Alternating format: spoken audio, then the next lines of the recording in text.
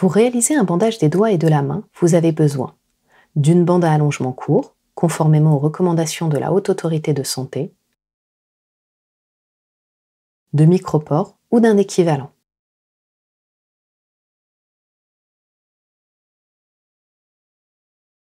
Pour commencer le bandage, positionnez le rouleau de la bande sur le dessus. Débutez sur le dos de la main, du côté du petit doigt. Réalisez 2 ou 3 tours autour de la main en remontant vers le poignet par moitié de bande. En partant du poignet, du côté du petit doigt, allez vers le pouce. En commençant par son bord externe, réalisez un premier tour au niveau de la première phalange. Ce tour doit être perpendiculaire au pouce. Réalisez ensuite un deuxième tour pour recouvrir la totalité de la base du pouce, puis passez sous le poignet. Chaque bandage de doigt suit le même schéma. Commencez au niveau du poignet, du côté du petit doigt, passez sur le dos de la main pour rejoindre le doigt à bander.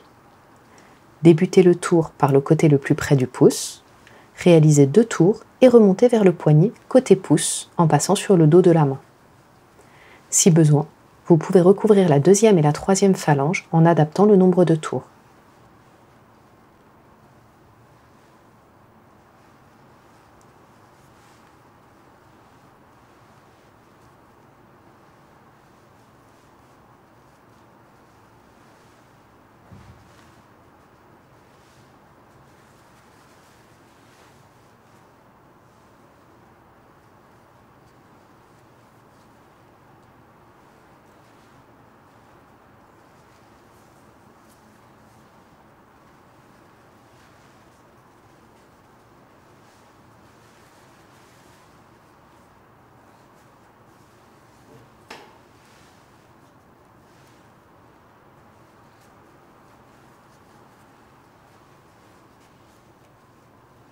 Lorsque tous les doigts sont bandés, recouvrez le dos de la main en débutant au ras des doigts et en remontant vers le poignet.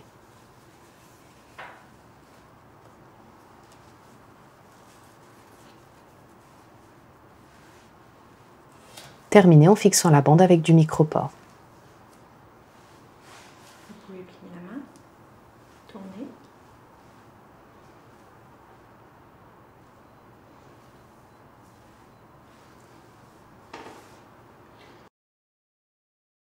Pour réaliser ce bandage, il est important de garder à l'esprit 3 points. Le bandage ne doit pas être douloureux et les doigts doivent rester en partie mobiles. La bande doit être tendue mais non tirée. Que l'œdème soit sur la main droite ou gauche, le bandage se réalise toujours en débutant du côté du petit doigt et en se dirigeant vers le pouce. Veillez à effectuer une couverture régulière de la main, sans réaliser de tour complet serré du poignet au risque de faire un garrot.